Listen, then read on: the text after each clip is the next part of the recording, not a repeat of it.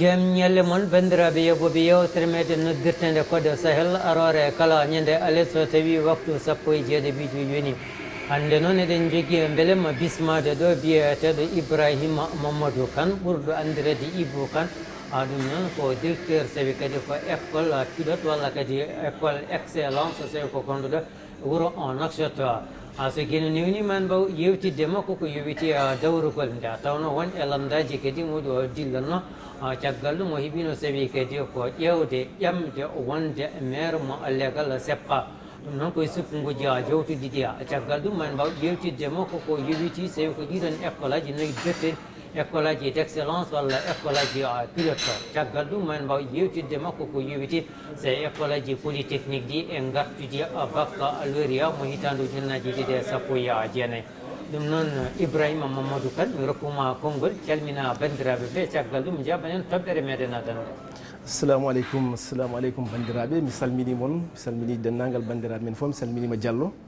Abou Amadou mi salminima vraiment mi yettima kaddi jettore mi salmini vraiment dendagal bandiraɓe meɗen hettotoɓe en hono émission maɗo o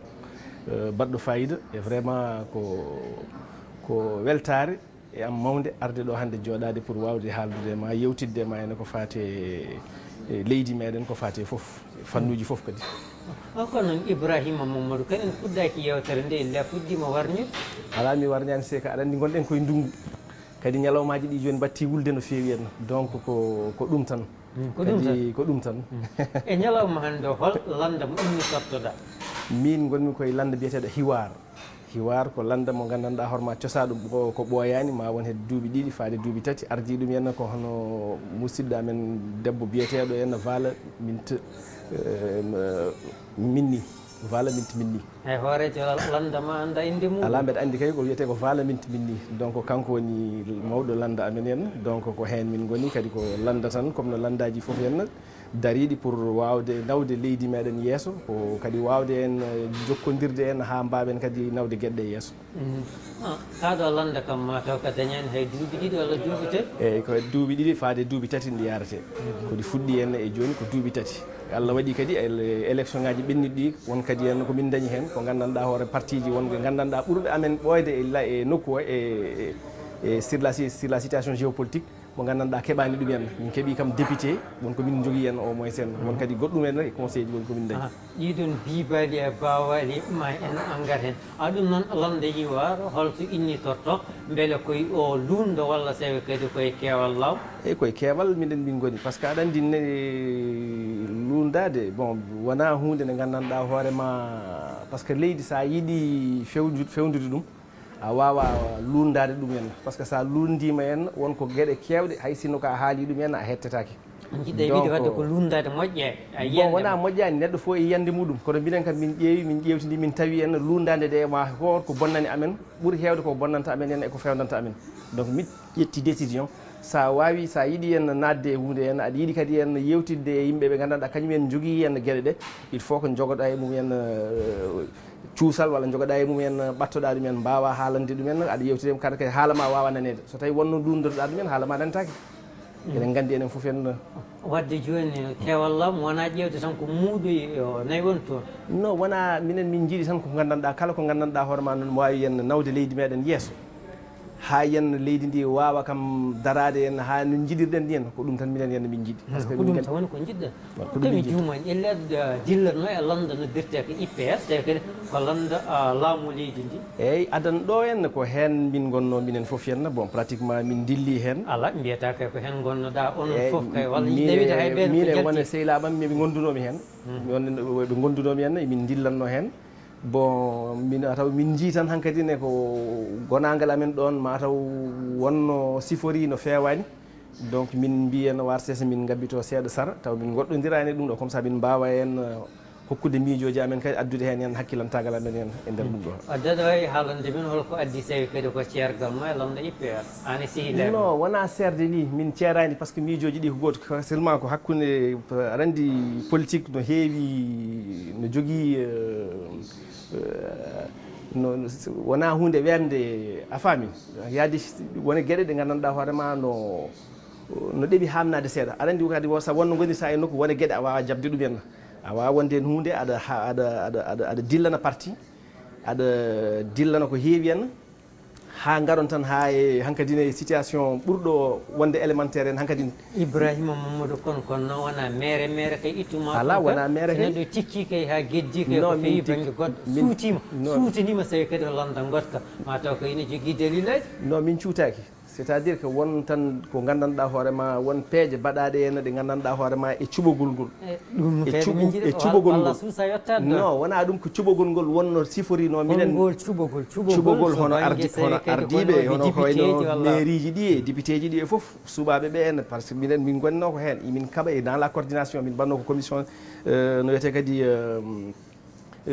min mbanno tan ko une organisation taw ko les cadres au niveau de la Mokata Mokata Sabha pendant presque duuɓi ɗiɗi tati pawɗi imin mbaɗa réunion ji imin ƴeewa imin mbaɗa massifi ko ɗon garami joni voilà donc holɗo wonno ɗon nden bon nden hono réunion ji ɗi min mbaɗatno ɗum ko hono galle Penda Sow henna ko hono keptinaɗo e politique henna ko neɗɗo kadi ɓoyɗo e gueɗe ɗe fami joni an ka almude Penda Sow so banggue dawrugol ala mi wawa wonde almude Penda Sow mi wawa wonde almude min wona almude hay goto mi wawa wonde almude Penda Sow mais seulement holɗo wonnoɗo Allah kono wona ɗum keftinaɗo Allah nandi ɗum eyyi jinmi tan minen foof min gonno koye weeyo jimadi makko wona e jimadi makko min mbatanno tan galle makko imin denta ɗon imin kaala imin mbaɗa henna ɗum ɗoji imin ƴetta hen décision ngaji imin entérine de ɗum ɗo en ha ɗi gandanɗa hoorema taw koye paaɗi e cuɓoji koye cuɓoji henna c' est à dire que sumgoji ɗi donc wonto jettotoɗa hankkadine wonko jiyata a famani a abboto dow wadde holko jiiɗon ko pamani ko Penda ina waɗi sago non wona Penda waɗani haydara par ce que Penda hay ala ko waɗi e wadde haalan min joni donc mataw ko cuɓgoji ɗi par ce que Penda wona kañum suɓoto kono noon ko Penda wonno kilifa moɗon non wonano kilifa amen andi yimɓe fof ma wotto denti tan yimɓe fof no mbawi wiide ahan gaare en denten hannde galle Abou galle Diallo Abou mbaɗen ɗon hankkadi place réunion ji men eɗen jewta eɗen kalda eɗen jiitodira eɗen mbadda fof mais bon so wonto yettoto kadi moni fof hennema hankkadi ne yiilono hoore mum yaade firti waddani joni ka toɗɗaka ndeni fodɓe suuɓeɓe ɓe ko ɗum addamma so tawi kadi ko geddude par ce que so tawi yimɓe no liggo e hunde pendant presque ko foti e duuɓi ɗiɗi duuɓi tati no mbaɗa procès verbaux ji henna no mbaɗa foof henna réunion ji henna no kalda no ciifa yaha ha dernière minute walla ha dernière seconde ƴeewe henna tan neɗɗo goɗɗo addanemo tan mbiyen oɗo joni ko kañum woni candidat amen min cuɓima ɗum hoɗi on inde makko min cohli andude mais ɗum kay aɗa andi ɗum annene ala mo mbiɗa ko IPR min gonno hen mi ko IPR donc aɗa andi hen IPR holmo suuɓi hen woni goɗɗo non mi yiiɗa jofade hay goto kono mbiɗa andi enen fof hunde andade wona hunde majjade yimɓe fof no gandi ɗum hen alay no waɗi he heɗotoɓe Allah yeɓoɓe no kala ganduɗo politique au niveau de la SEPCA no andi hen IPR holmo suuɓino holmo suuɓi hen donc ɗum ɗon wona en secret donc heddoto noon ko subgo ngo henna no wawi welde no wawi mettude so welima ndewa hen so mettima ngo metti tawi kadi Ibrahima Mamadou Kane suutani hiwar non wona ni suutade bon min ƴeewi tan min ƴewtidi min tawi hankkadi peut être minen haala amen mata ala ko wawi wayrude walla ala ko wawi addude min ƴeewi hen min ƴeewi mbiɗon noon caali wonde tawi kadi ko ɗowateɓe caali on caltima wonde ndewnaji min non mi neɗɗo a jaɓata wonde tan dewowo tan kiwowo a wawa wonde kiwowo tan aɗa hiwa tan aɗa rewi tan aɗa rewi ɗum wonata wonto jettoɗa hankkadi ni il est temps annene wonto jettoɗa il faut ko ƴetta hen aussi les choses en main ganda hen vraiment hen wonko wonata e wonko wonata kala ko wonata hen gacca ɗum hen yimɓe mum ko wonata ko ƴeewa an ko hakkille ma hokkuma ko ƴeewa mbaɗa ɗum hen ko ɗum ɓuuri wonde ko feewi ko par ce que hay goto forçatama ya waɗa henna politique par ce que hay goto forçatake politique komi welete tan waɗa politique somi juumani ille tawtonomi subgoji gam ma toɗɗagol sawi kadi ko maire ɗum noon aɗa ƴamanno sawi ko lefol laamu lefol mairie sawi kadi ko seppa ɗum noon hol inde e landa sawi kadi ko mo ƴamanoɗa mbeɗa koye hiwar walla ko landa koye hiwar toujours hiwar koye parti hiwar en kañum en toɗɗi kam comme candidat mairie e kadi candidat à la députation liste nationale donc kadi foof ko parti hiwar o ko kañum waɗi kam candidat mumen au niveau de la Moura min mbaɗi hen ɗum ɗo henna on a travaillé de long en large mais bon kono noon ala so dewgal laati hen non bon dewgal mi famani mbima da ƴaman noon sewi kadi ko woy wonde kono Allah kadi ko maire newaki mo leegal 5e kono noon mbinjuno ala so kumal laati hen ala laata maire humuna ala newaki Allah newnani Allah newnani ko ɗo ko noon tan ko ɗum Allah hoddiri quoi kadi kala ko Allah hoddiri wata ko ɓural ko en gandi ko Allah hoddiri kono noon so banggue sewi kadi ko dawrugol joni holko saabi ko wasdema andede toon to leegal seppa to walla ko wasdema jogade koppereje non wona aɗa andi politique no namdi ni en andede kadi no namdi kadi suffisamment de moyen kadi campagne o min mbaɗi ɗum ko e situation mo gandanɗa hoorema somi faami wadde joni ko andede e jogade ngaalu min kala joni aɗa jogui ngakkere mum wona andede mbeɗa anda alhamdulillah par ce que ko ɗon mawnumi ko ɗon kadi en joguimi hen vraiment relation ngaji am fof hen ko ɗon ko 5e tan ko sepka tan gandumi ko beele ñalawma hande ko 5e koɗɗa min hande mi hoɗani 5e hande o to gonɗen ɗo mi hoɗani 5e konmi ko juste ceerno Tebrazene Sara ambassade Amérique ko ɗon woni gallan holno mbawata sewi kadi ƴamirde wonde sewi kadi ko ɗum min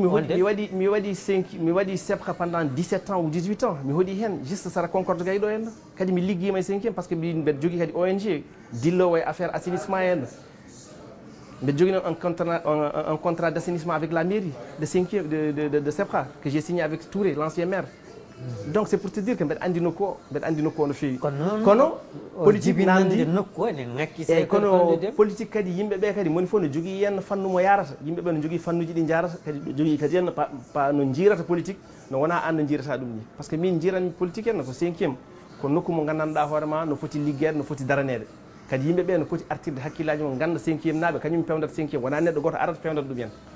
wanda koye mallude non mi mallani ko gonga kalmi mi yiyani mo mallatmi haala foof garowo fewdande yimɓe 5e hande min mi wawa to mbawmi hodde foof 5e ɓurani kam to mbawmi hodde foof 5e ɓurani kam par ce que ko 5e gandumi koɗɗo leegal tabarak zene hande eyyi mais hande ɗum peut être ko circonstance no waɗi ni peut être ko toon dañmi hen peut être ko toon gueɗe ɗe newori ko toon ko ɗum tan waɗi noon mais sinon wona haydara ɗum noon ina jeeya sewi kadi ko moɓe poɗodirannoɗa walla moɓe jaadunoɗa wolde gam sewi kadi ko hebde miro biyeteɗo sewi kadi ko aka sumare holko addanimo sewi kadi ko hebde dow koye moɗon ko ɓurdemo sewi kadi ko andede sewi kadi so banggue sukaɓe ɓe nde tawno jaafoɗa Ibrahima Mamadou Kane nde tawno kanko golle makko walla sewi kadi ko biriɗe makko sara sukaɓe ko hunde teskaɗe eyyi par ce que aka kam mbeɗa sikki hen hay sinno ko andanoko o waɗi feere kam no andira par ce que o waɗi feere no andira holno waɗiri feere o andira ko par ce que o ari o waɗi ɗon terrain makko football o waɗi des investissements au niveau de la zone aɗa neɗɗo kadi kalta tan koko jiiɗa henna koko gonga donc ɗum ɗon foof c'est des activités attrayantes ɗi gandanɗa no potta kadi sukaɓe ɓe potti ɗum hen ha finalement o dañi doole e nder sukaɓe ɓe kadi ɗum ɗon kadi sukaɓe ɓe kadi ko vote ko sukaɓe rewɓe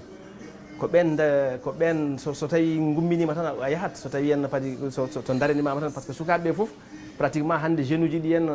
c'est des sportifs en réalité kadi ne jiito koye mumen eko waɗa e terrain makko e activité ji goɗɗi peut être ɗe o waɗanta ɗum hen oto jejjiten kadi holde 5e yooliɗo voilà kadi kanko kadi omo waɗa henna aussi omo waɗa neɗɗo wawa wiide ko ɗum wodani vraiment omo waɗa aka il a fait beaucoup de choses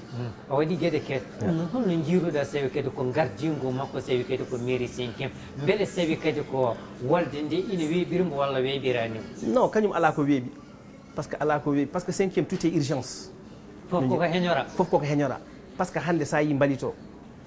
c'est un problème ɗum woni ñonkoto gonɗo ñonkoto sa ari ha sara mairie a tawat ɗon henna mbalite nan ɗon no joowi hen e tolde mairie sans compter sa naati e nokkuji goɗɗi sa jaggui lawol Ahmedi te mbaɗi dépotoir o ɗon wona place dépôt foti wonde ɗon wona place dépôt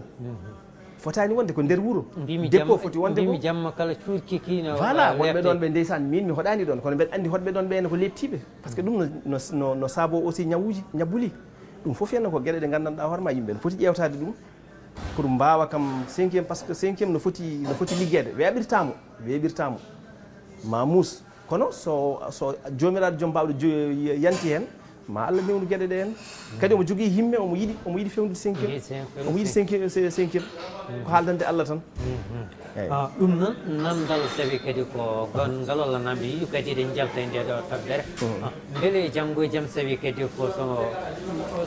ko so sukngoji ngam sawi kadi ko toɗɗade ardotoɓe falɗe ha jiihonuji on saaha anni sawi kadi ko joltude dinguiral he ala min kam je suis dans la politique e kadi min politique ko hunde tan nde gandanɗa hoore ma mbeɗa yiɗi ɗum te ko mbeɗa waɗa ɗum ko mbeɗa yiɗi ɗum kadi mi ɓooyi yidde ɗum kadi ko hen gonmi ma won duuɓi hay goto anda mais de toute façon min kam mbiyanmi tan ko so Allah hokki kam min kam ko yiɗandemi yiɗandam ko holɗum en ko 5e yo feew somi dañi neɗɗo bawɗo fewnude 5e mi sohlani candidat somi dañi neɗɗo bawɗo fewnude 5e min ko 5e yo feew tan yo 5e naaɓe gone jaam yo 5e feew yo 5e siforo no foti siforade ni a faami no leyɗe keddiɗe mbayni yo 5e wano yo laaɓ yo kadi jeune uji ɗi yo balle anani kadi yo jeune uji ɗi en yo darane yo dokke hay sino ko un petit coup de main mbawa campagne koko ɓennide eyyi campagne bon ko campagne effectivement mbimi namdal sawi kadi ko gongal yaadiɓe ma hanki so gonnoɗa hanki e hecci hanki ɗum woni sawi kadi ko landa ippe ina wiiya e ñalawma hande o wonande nokkuji soɓe luuno kala hankkadi koɓe jaafodiri e ɓeen wadde ɗen mbawi wiide e ñalawma hande o landa ippere koko jogori mayde pek bon en mbawa wiide landa o maayi kono kam sifaji won sifaji ɗi gandanɗa hoorema ɗi jeeten firti tan ko landa o fayi koye fayani e ko gandanɗa hoorema kam no deeƴna hakkille par ce que ko hunde gandanɗa hoorema sa yi tan waylo waylo ene fof ko hen gonɗen koye situation politique eɗen jeeɓa ɗum kadi eɗen jiiye en kadi hay baɗɗo hay élection ngaji ɓennuɗi ɗi hono gardiɗo gañiɗo élection ngaji ɗi en Mohamed Cheikhoul Ghazouani gañiɗo élection ngaji ɗi en présentaki au nom de l'IPR il s'est présenté en tant que candidat indépendant wona donc ça veut dire que on peut présager de beaucoup de choses eɗen mbawi beele musidɗo ma sew ko docteur Hampâté Bane yaade men mboɗo miijo bon mi wawa wiide peut être kanko miijo makko e miijam no serti kanko c'est un militant convaincu gonɗinɗo kadi c'est un grand politicien c'est un grand politicien min komi gaccinoɗo politique ni komi gaccinoɗo politique ko kanko artiri kam e politique il y a 3 ans 4 ans de cela komi gaccinoɗo ça fait quelques années mbiɗon komi wonta hankadi ne haalde guila temps par ce que mi waɗi politique guila temps Sidou Cheikh Abdallah guila wona Sidou Cheikh guila Sidi Ahmed Boubacar en no woni premier ministre président du parti emin goni hen emin mbaɗa réunion ji nden temps ɗum ɗo jenne mais ko jiimi ko finalement ça ne m'a pas inspiré j'ai abandonné mais c'est lui qui m'a ramené dans ça et je le remercie au passage c'est mon ami mon frère gorko moƴƴo je salue aussi Penda ma sœur debbo moƴƴo aussi vraiment ala caɗele deƴɗo wadde ɓe jogui almudo so banggue politique non wona wonde almudo aɗa andi politique hen wasde wondude e nokku ɗum ɗo enen minen fof minen weeyo amen ko woto koye weeyo woto min goni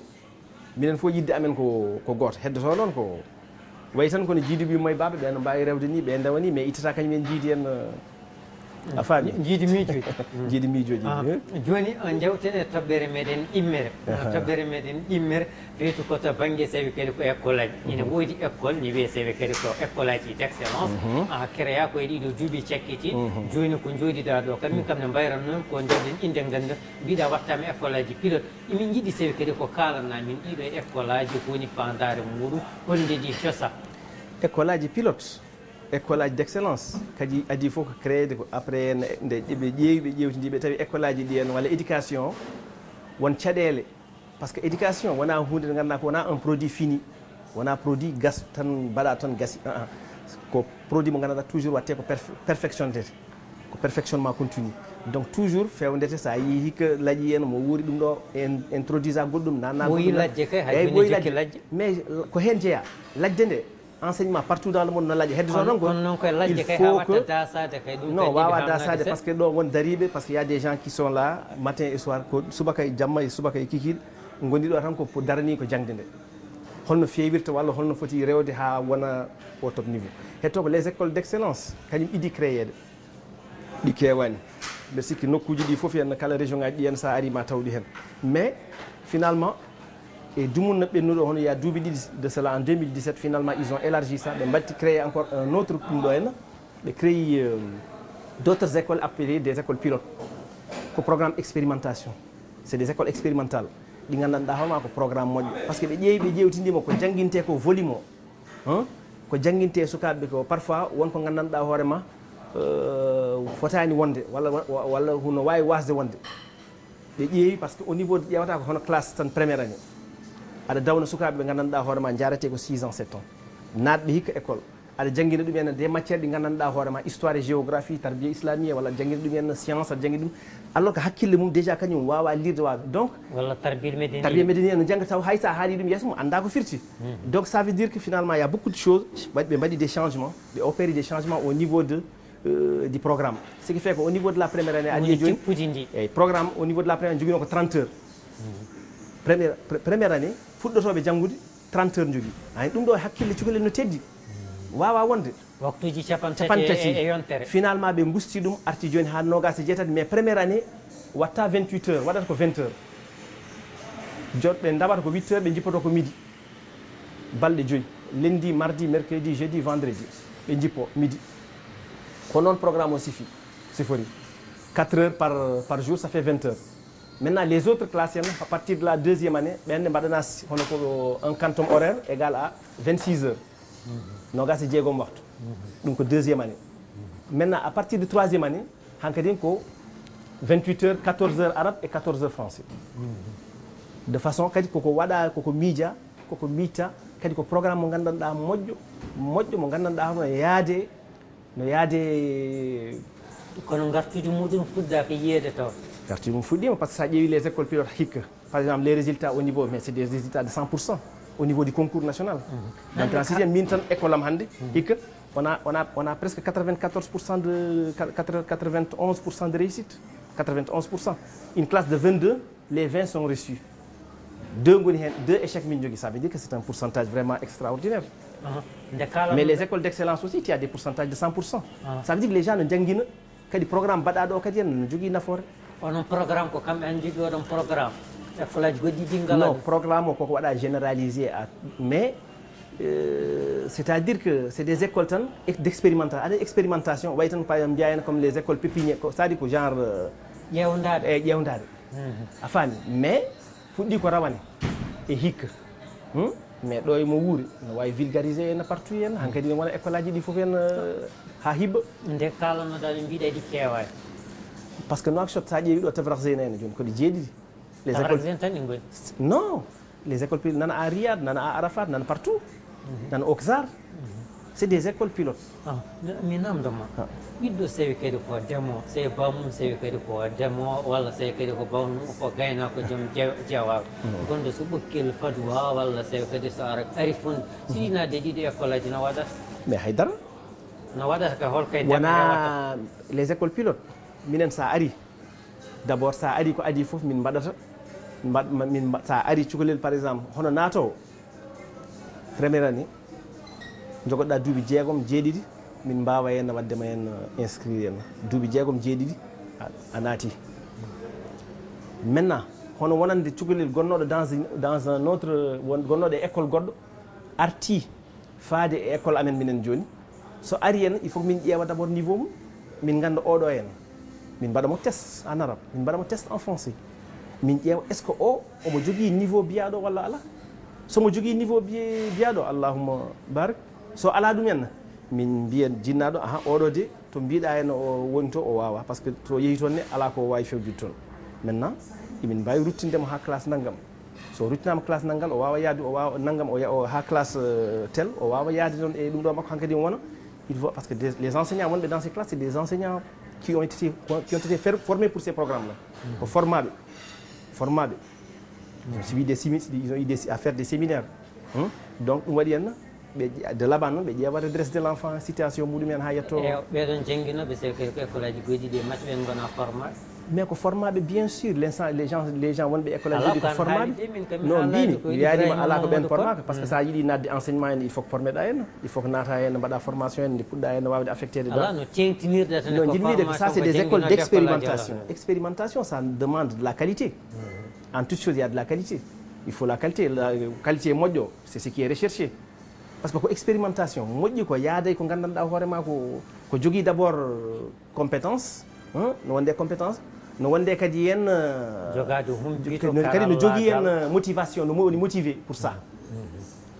a faami par ce que objectivement wonata ko produire un résultat fandare moƴƴere gartuji mbimi joni ɗiɗon école aji soɓe jeehi joni ko ha entrant sixiéme ɓe peewi beele sewi kadi au niveau de collège ina woodi sewi kadi école aji pilote bien sûr c'est des écoles pilotes des écoles les lycées national c'est un lycée pilote il y a des collèges pilotes il y a des collèges d'excellence fof pratiquement ko gotum mais sa heeɓi en entrée en sixiéme wona tan mi heeɓi entrée en sixiéme mi ummima école pilote walla école d'excellence tan mi yeehi collège d'excellence directement wona noon par ce que sa heeɓi entrée en sixiéme il faut keɓa toɓɓe bawɗe wadde hokkudema mbawa wadde concours concours o ma daña toɓɓe temedere sa heeɓi toɓɓe temedere kala cukalel keɓɗo entrée en sixiéme toɓɓe temedere ne jogui droit wadde concours o so waɗi ɗum heeɓi hen faya école d'excellence collège d'excellence continue hen mais ko un enseignement de rigueur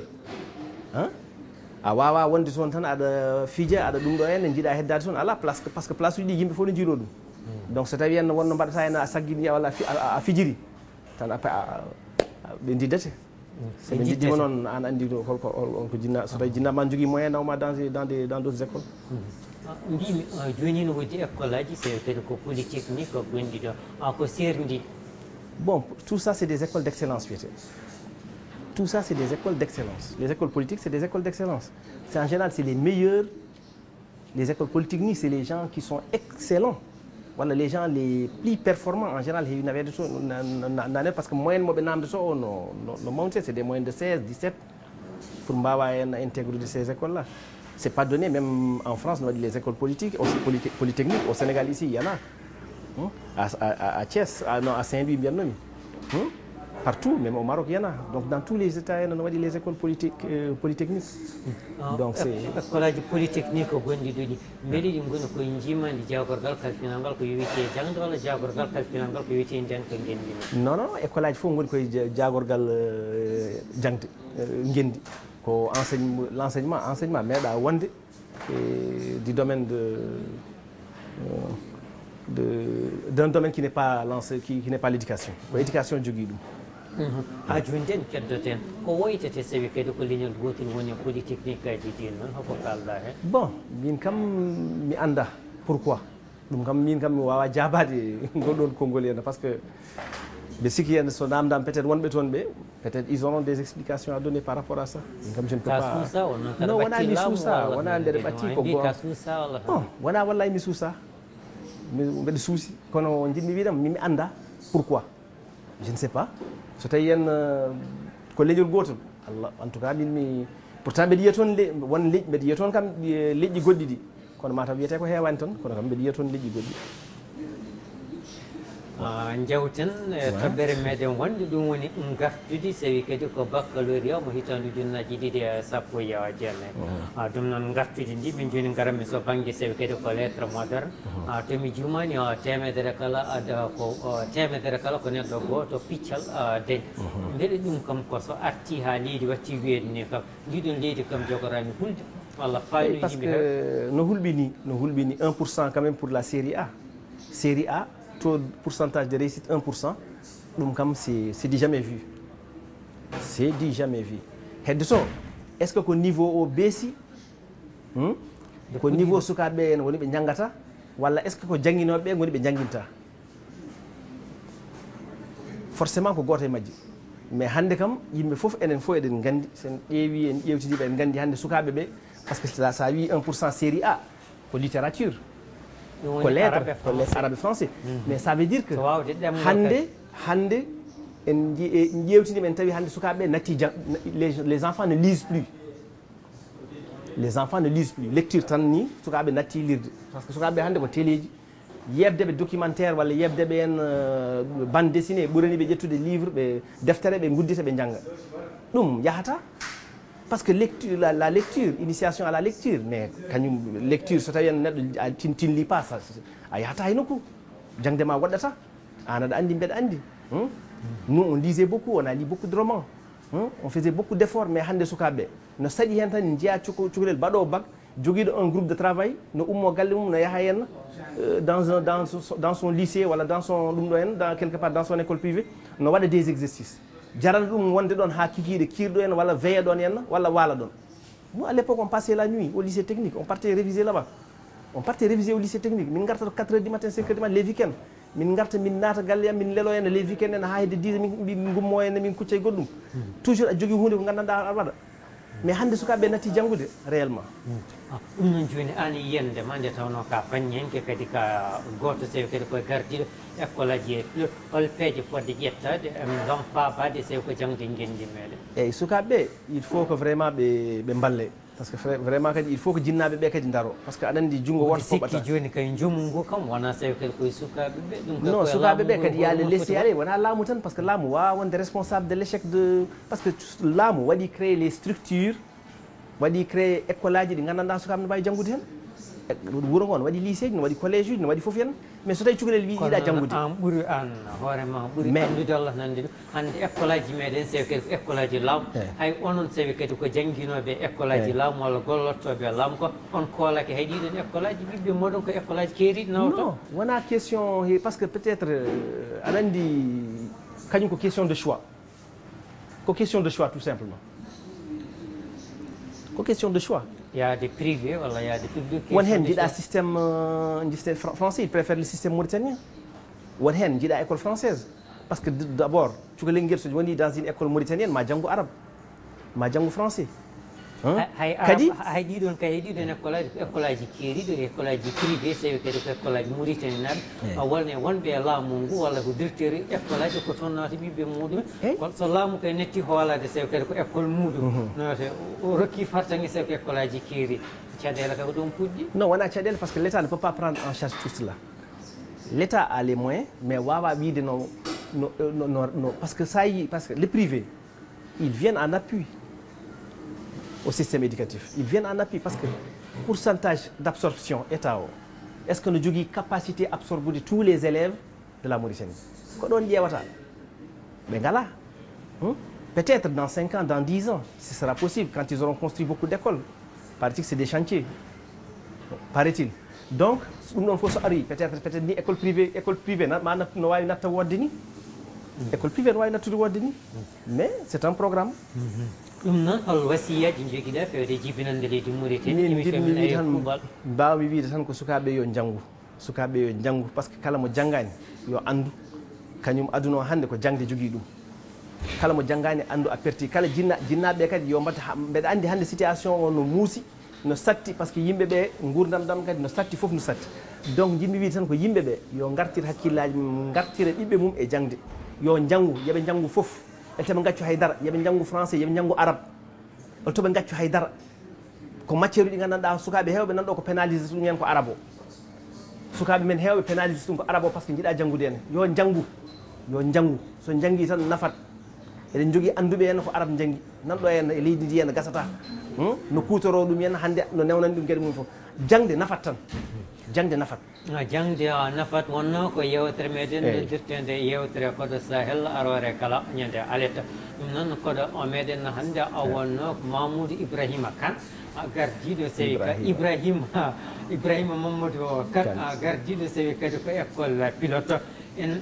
beltinat e nde ɗo yewtere hono musidɗo meɗen biyeteɗo Kalidou Samba won gonɗo toon to Kane to leydi France en jejjitta Demba Nana Ba e Hawa Abdourahmani Ba ko wonɓe ha toon to dowlaji tentude amen ko noon jettirten sewi kadi ko musidɗo meɗen biyeteɗo Samba Mbare Ba to Canada ko noon e denɗi meɗen biyeteɗo sewi kadi ko Bachirou Ba gonɗo to leydi France kamɓe kala e woɗɓe kala wattuɓe hen hakkillaji muɗumen e yewtere nde bandiraɓe tedduɓe kala so mbawɗen wonde yen gonen nden ka gueno ha aletta paɗo on jarama